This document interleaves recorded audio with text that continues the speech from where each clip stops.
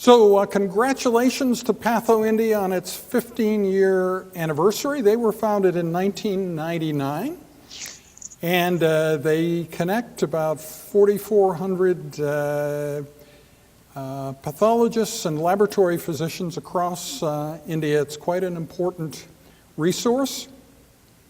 It started 5 years after the Nephrol email discussion group that I began in kidney medicine in 1994.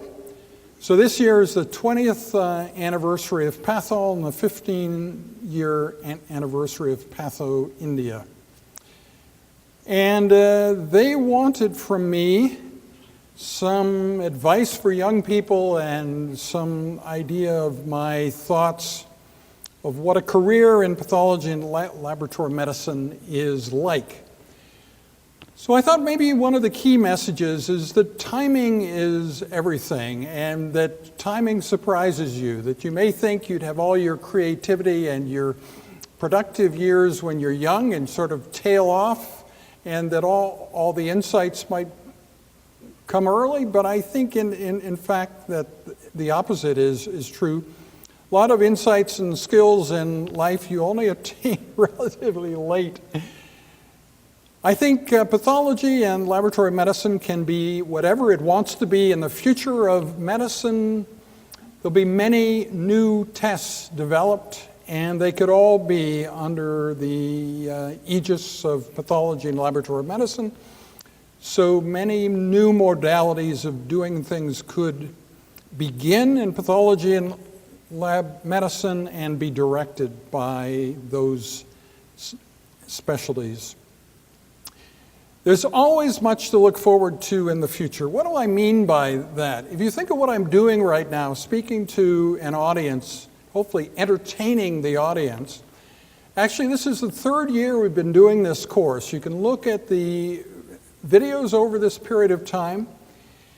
And what impresses me is that the presentations have become much smoother over time. There's a lot of things about timing and entertaining the audience that I really didn't have perfected at all in 2011, 2012.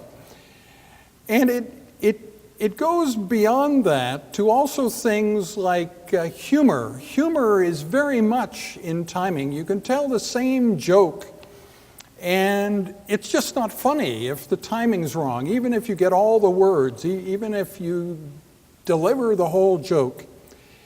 And you may think that I'm going to tell you that I'm the funniest person in this course, but that's actually not true, of course. The most humorous moment in this course, I think, came from student Nicholas Lee a year ago, when I suggested that the students should replace themselves. Each student should find another student to take the course the next term. And he asked about the liability of this.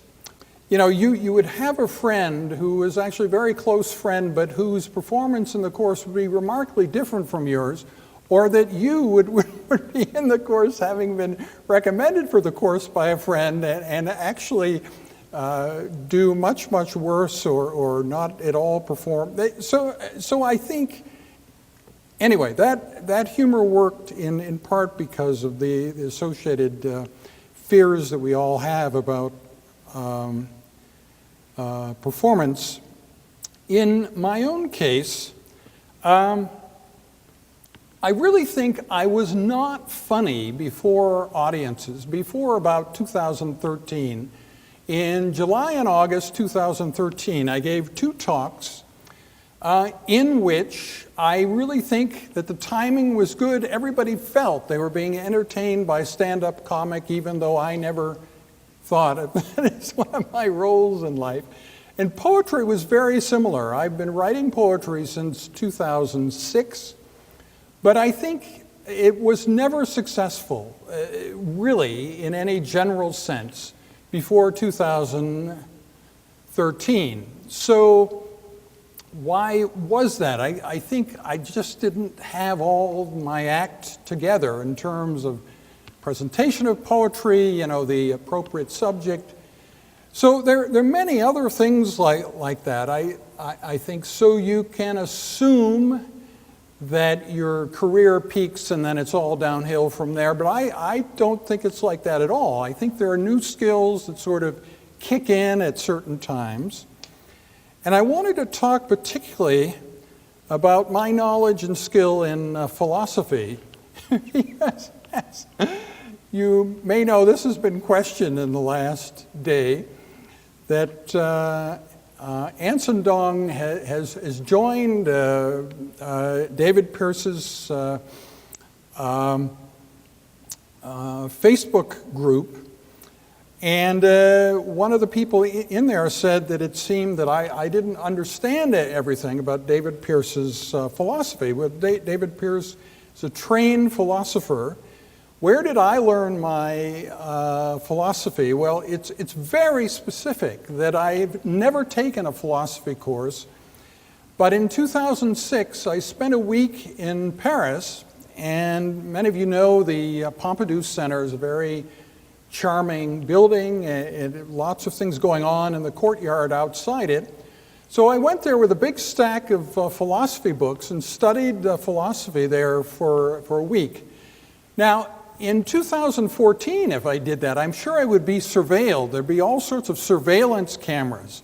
So we'd know which chapters I skipped and which pages I should have spent more time on, and we'd be able to identify all the defects in my training in philosophy. You don't quite have those details. But anyway, that's the truth. And so I'm self-taught, and I'm sure there are defects. But I think, on the other hand, I probably enjoyed my training in philosophy a lot more than a lot of trained philosophers have. So I guess those are my main insights, that there's always a lot to look forward to. There are new things you can try to achieve that you probably never thought about. I never thought of being funny. I never thought of being poetic when I was young. I had other more specific and not so very interesting aims. And I think as life goes on, new aspirations and new skills continually kick in, and that makes things pretty interesting. So really that's all I wanted to say in terms of personal insights, and I hope that the people in PathoIndia find this of value. I think the future for pathology and laboratory medicine is very bright, and that's as true in India as it is here.